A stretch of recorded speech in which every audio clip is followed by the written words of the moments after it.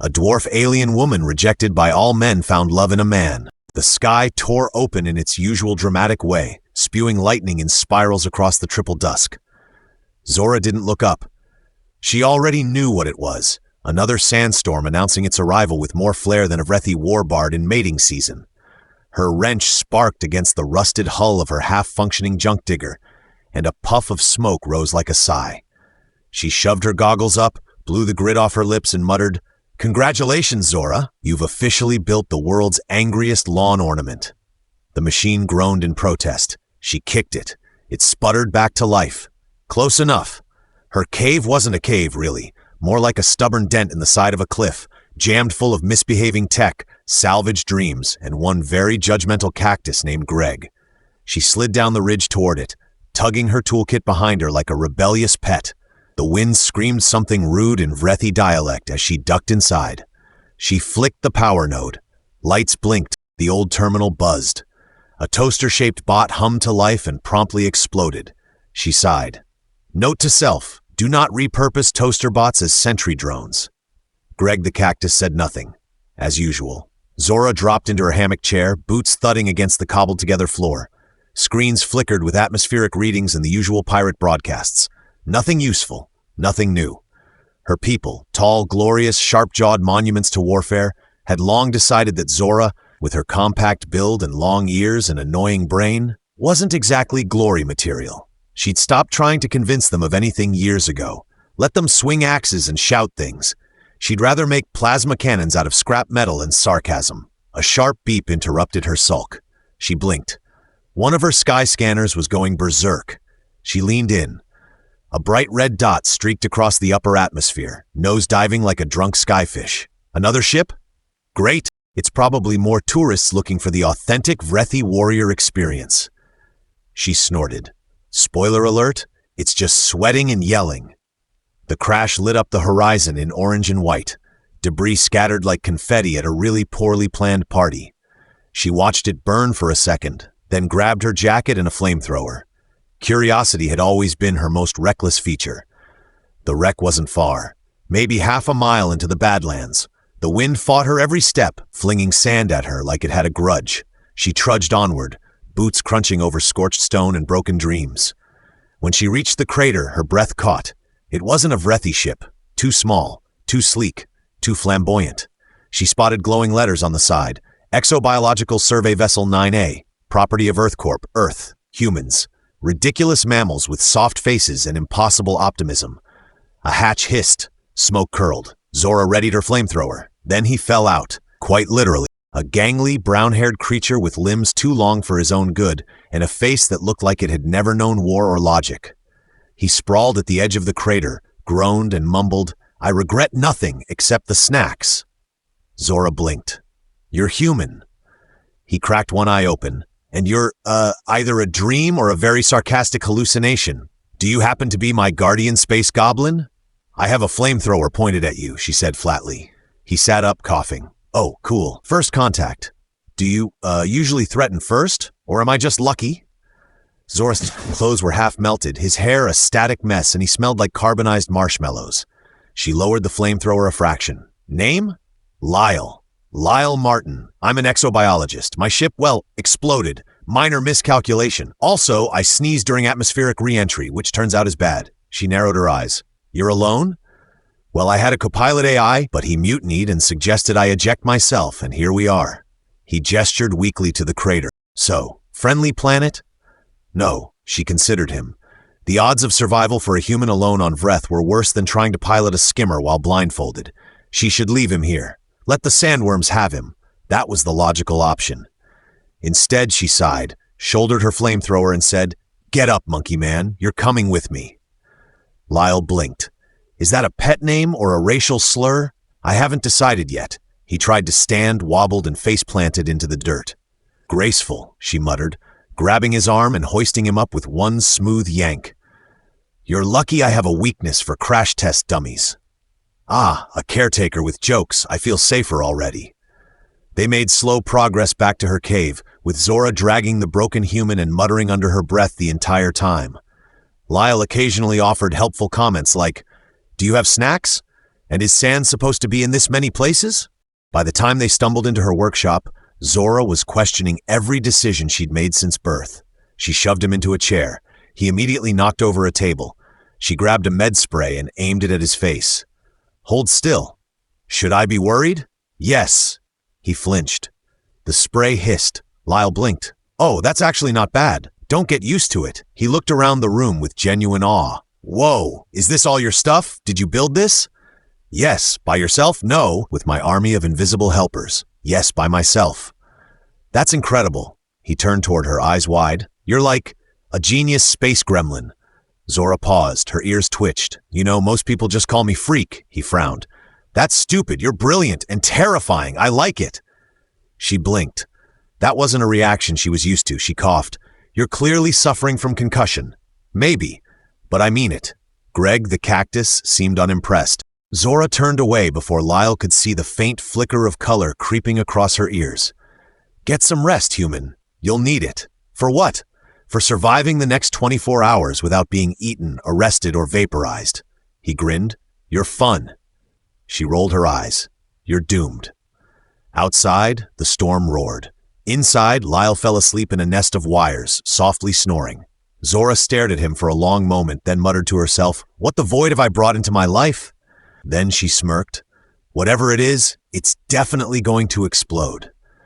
Zora woke to the unmistakable sound of something chewing her cables. She leapt out of her hammock, grabbed her plasma spanner like a warrior might grab a sword, and spun toward the culprit. It wasn't a sandworm, a rogue drone, or even a particularly aggressive piece of hardware. It was Lyle. More specifically, Lyle trying to eat a protein filament she used for wiring stabilizers. Stop! That's not food! She shouted. He blinked at her with bleary eyes. It was chewy and kind of lemon. It's also highly conductive. Oh. He held up the half-munched cable. That explains the tingling. Zora snatched it out of his hand and threw it onto the workbench. Do all humans attempt suicide via breakfast? Only the classy ones. She muttered something unprintable in Vreth, shoved a nutrient bar into his hand, and went back to calibrating the gravlift prototype she'd been working on for the last 7 months. It was supposed to haul scrap from the canyon floor, but so far, all it had successfully lifted was Greg. Twice. Lyle chewed on the nutrient bar like it had personally offended him. You know, you're not as scary in the morning as I thought. Zora arched a brow. I haven't had my caffeine X injection yet. Pray I don't stay conscious enough to form memories of you saying that. He gave her a thumbs up and went back to wandering through her cave, poking at tools and trying not to look useless. He failed. Eventually he asked, So, what do people on this planet do for fun? Survive. Cool. That's my second favorite hobby after not dying. Zora rolled her eyes and handed him a toolkit. You want to be useful? Start by fixing that panel. It's leaking coolant. Lyle stared at it. This one? No, the other panel leaking a suspiciously glowing blue liquid. Yes, that one. He knelt beside it, fumbled with the case, and within seconds managed to drop a hydrospanner into the fluid. Zora groaned. You're a walking hazard. Technically, I'm a crawling hazard right now. A sudden ping from her comms terminal saved her from throttling him. She jogged over, tapped the interface, and frowned. What is it? Lyle asked, still somehow tangled in wires. Scanner data, she said. Your crash lit up a bunch of military satellites. The Vreth High Command noticed. He paled. Do they send cookies? They send disintegration teams. Oh, less fun. Zora started pacing. They'll send scouts, maybe even a drone sweep. They won't like that a human is here, and they definitely won't like that I'm hiding one. I'm very hideable, Lyle offered, not when you glow in the dark and scream at every desert beetle. That was one time. It was loud. He stood, brushing dust off his pants. So what's the plan, boss? She stared at him. Boss? Well, you did rescue me, feed me, and yell at me like a drill sergeant. Feels appropriate. She snorted. Fine. Boss says we make this place invisible. Like cloaking tech? No, Lyle. I was thinking of painting it beige and hoping no one notices. He grinned. You're growing on me, Z. Don't call me that. Right. Space gremlin it is. She hurled a wrench at him. He ducked, and it bounced harmlessly off a wall. They got to work. Zora pulled out pieces from a disassembled trader drone, a stolen stealth field generator, and an old karaoke machine that had never forgiven her for removing its vocal circuits. Lyle assisted by holding things, asking far too many questions, and occasionally getting electrocuted. By midday, they'd cobbled together something that technically resembled a cloaking node. It shimmered like a heat mirage and buzzed ominously. "Does that sound normal?" Lyle asked. "If by normal you mean might explode and turn us into vaporized noodles, then yes." Cool. They tested it. The entire cave shimmered, wobbled, and vanished from every visible wavelength except, inexplicably, ultraviolet, which meant they were now invisible to Vreth scanners, but disturbingly attractive to certain moths the size of small cats. As one buzzed in and tried to land on Zora's head, she swatted it away with a shout. Lyle tried to reason with it. "See?" he said, waving his arms. "Nothing to see here. Just two totally boring people doing boring invisible things." The moth bit him. Zora muttered, "You're lucky I haven't sold you for spare parts. You'd miss me." She didn't answer. That night they ate in silence, well, mostly silence. Lyle was chewing too loudly. Zora broke first. "What'd you do before crashing here?" "Studied fungi on alien worlds." "You fell out of the sky and almost died because of mushrooms?" He nodded. "I was researching symbiotic mycobiocolonies. Long story short, mycoplasmic interference, ship got weird, boom." She shook her head. "Unbelievable. They're more intelligent than you think. I once had a spore culture mimic my playlist. Let me guess. Soft rock? Only the tragic ballads." She stared at him. "You're the strangest creature I've ever met. And you've met giant brain crabs?" "Yes." "Were they nice?" "No. Rude. They sat in companionable weirdness for a while longer." Eventually, Lyle spoke. "You know, back home I always felt out of place, like I was pretending to be normal and everyone was too polite to call me out." She looked at him a little too long. He smiled. "Here, at least it's honest. I'm the alien." Zora crossed her arms. "Welcome to my world." He leaned back, resting his head against a coil of plasma tubing. "You ever feel like your own people don't get you?" She didn't answer right away. Then quietly, "They think I'm defective, small, wrong." Lyle nodded. "They're idiots." She looked at him sharply. He shrugged. "Anyone who can't see how brilliant and scary you are? Absolute morons." She blinked, her ears twitched. "You say the dumbest things, and yet you haven't vaporized me. Yet." They stared out into the dark, beyond the shimmering field. The desert buzzed with life they couldn't see, creatures hiding from heat and light and the next day's danger. Zora tossed a spare blanket at him. "Sleep on the bench. Don't touch anything. Don't eat any more cables." "No promises," she grinned despite herself. "Good night, Z. Still not your nickname?" "Night anyway." She turned away, but not before letting a small, crooked smile settle on her lips. Zora wasn't used to waking up to the smell of burnt algae cakes, mostly because she'd never tried cooking them, and partly because she had very little faith in Lyle's ability to distinguish between a meal and a chemical spill. She stumbled into the central dome to find him wearing her welding goggles, flipping something on her plasma work plate.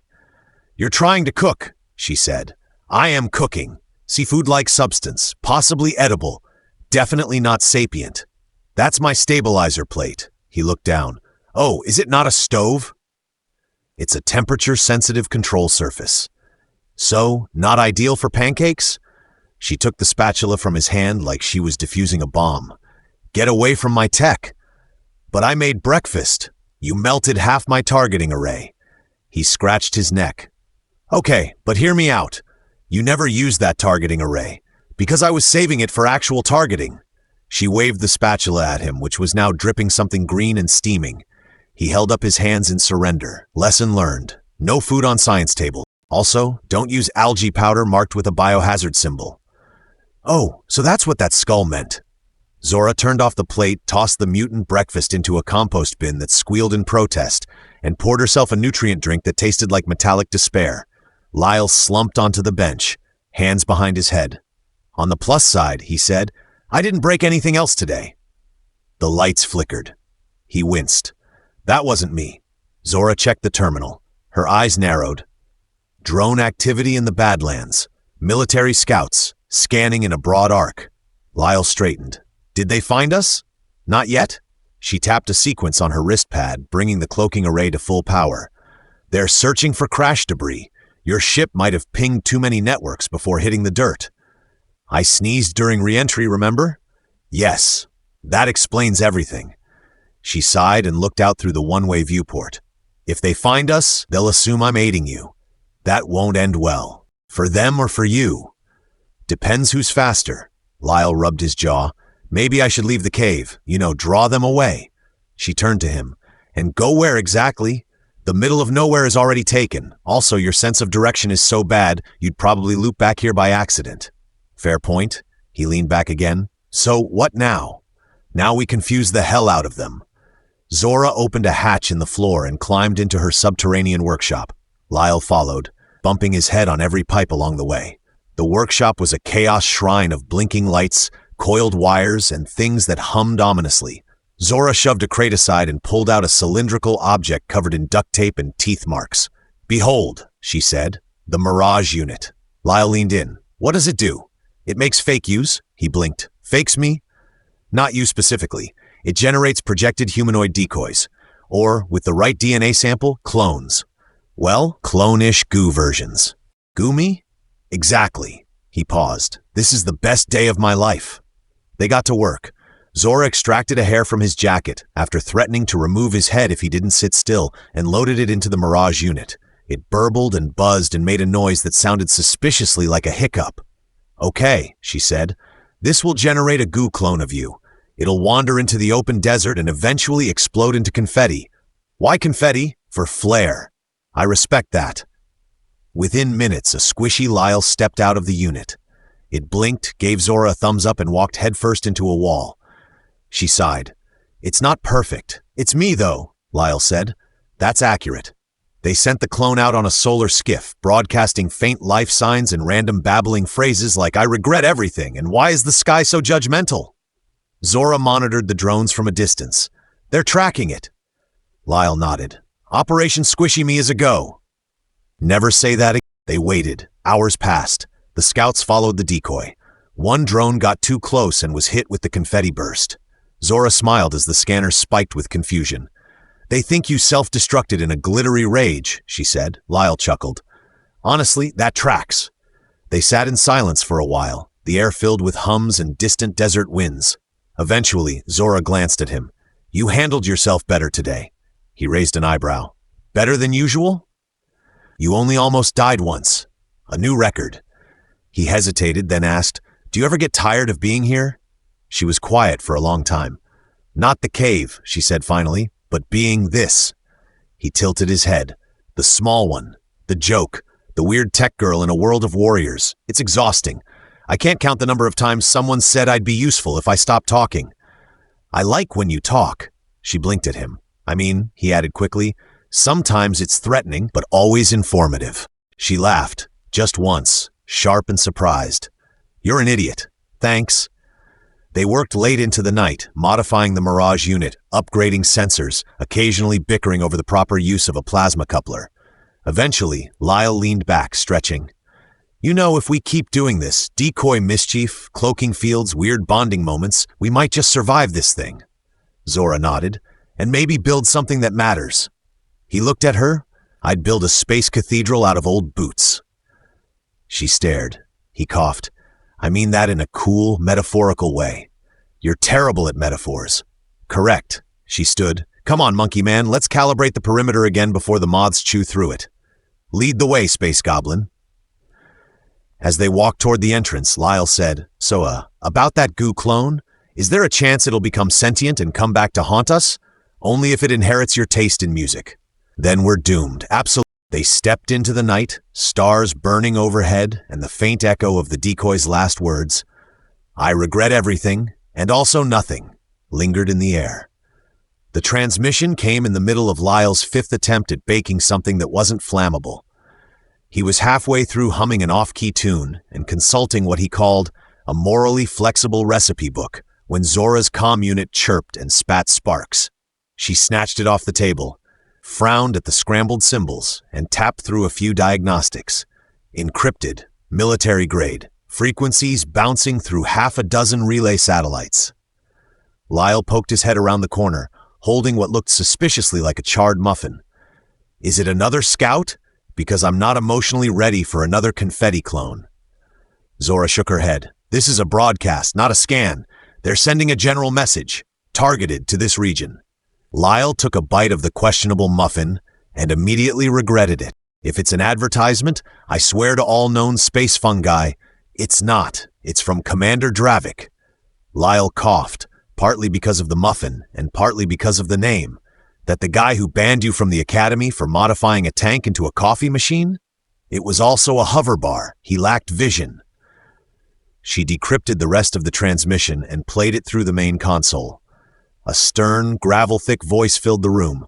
To the one sheltering the human, it said, your actions violate Articles 7 and 9 of the Vreth Code. Surrender the alien. Cease your interference. We are watching. Lyle slowly lowered the muffin. They sound unfriendly. Zora turned off the console and tossed a wrench onto the table, hard enough to make Greg the cactus tremble. They're not bluffing. They've been following us closer than I thought. Lyle glanced toward the cloaking field generator humming steadily in the corner. So what do we do now? We evolved the plan. He followed her back to the workshop, dodging a skittering repair bot with too many legs. Zora pulled open a wall panel and revealed a sleek black disc about the size of a dinner plate and covered in faint alien etchings. What is that? Lyle asked. Project Echo. That sounds ominous. It's a mobile reality hijacker prototype. It projects a false echo of our location and transmits fake activity signatures. Communications, heat, movement, power usage, even snark levels if I really crank it. So, a portable decoy? With attitude. They mounted it onto a skimmer drone, loaded it with a playback of Lyle's voice reading an exobiology essay on Moss Rebellion, and launched it west into the empty canyons. Zora monitored the data in real time. The military will chase it, she said. It's broadcasting enough techno-garbage to look like a small colony of nerds. I'm flattered, Lyle said, so we wait? No, we upgrade. She grabbed a bundle of tools and waved him toward the central lift. Time to make this place actually defensible. The next hours blurred into a storm of welding sparks, circuit mapping, and Lyle accidentally gluing his sleeve to a support beam. Zora converted her scrap launcher into a makeshift railgun, wired the cave to emit false seismic activity, and installed a voice-activated defense system coded to respond to phrases like, "Oh no, not again." Lyle somehow managed to build a semi-functioning perimeter alarm using spoons, a vibro drum, and parts from a failed karaoke drone.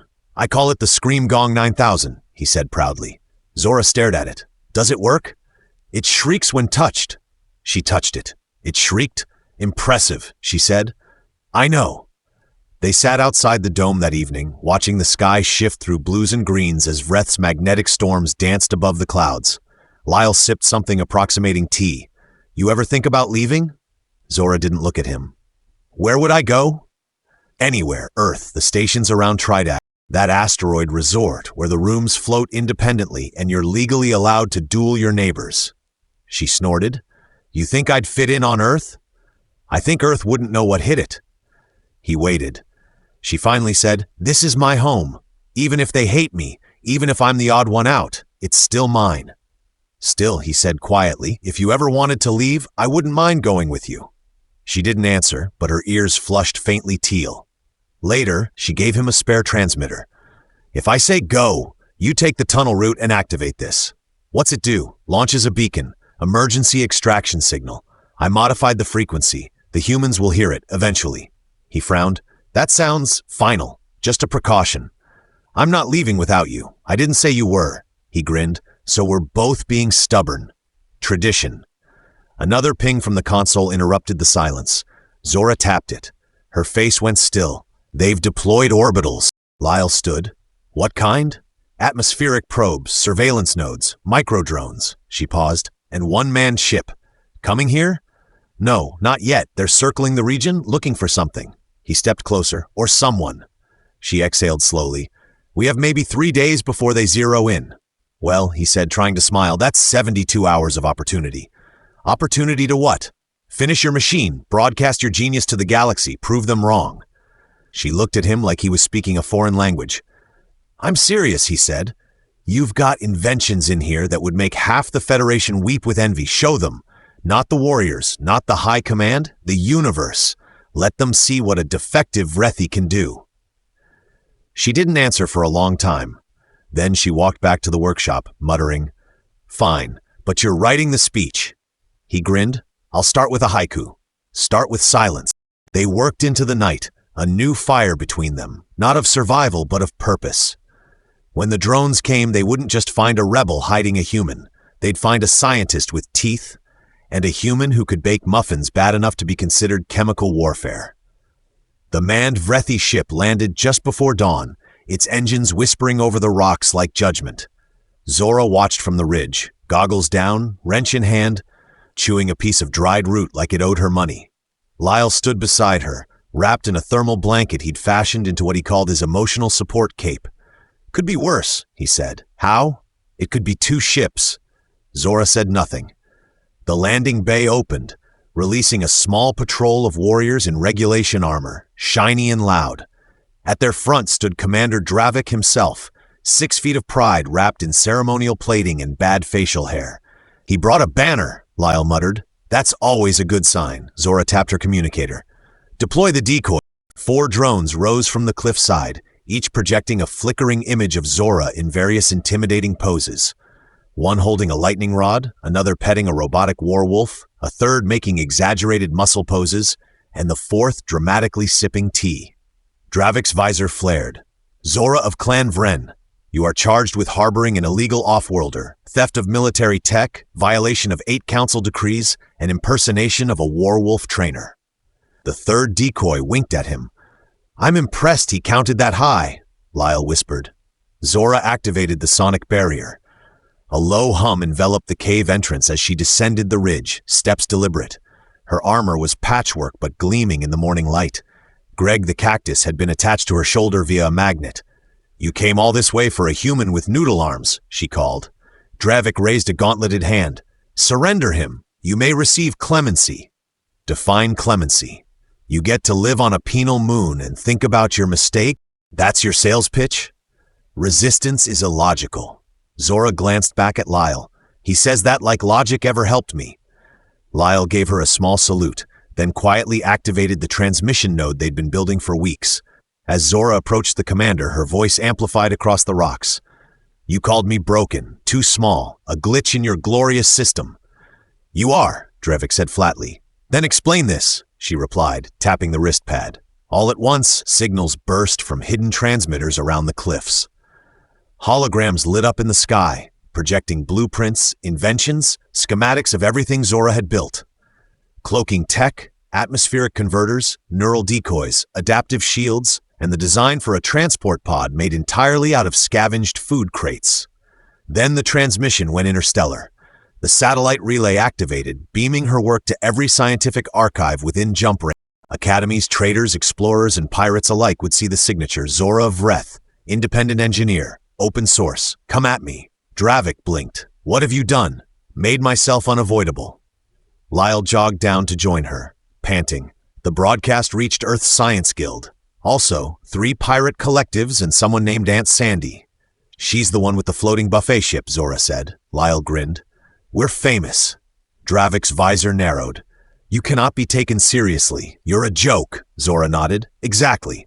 A joke that outsmarted your best drones, hijacked your surveillance grid, and just became a galactic intellectual property nightmare."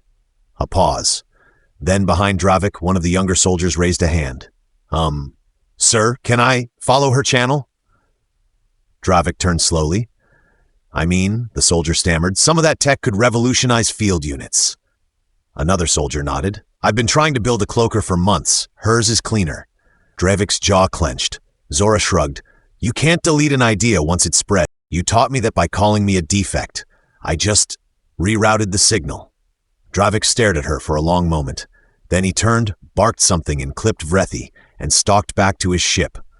The others hesitated. One even saluted Zora before following. Lyle exhaled. "So, are we officially not vaporized?" "Not yet." He cool. Later, back at the cave, Zora patched up the terminal, the broadcast still looping quietly in the background. Comments had started arriving. Some excited, some confused, and one deeply poetic tribute to Greg.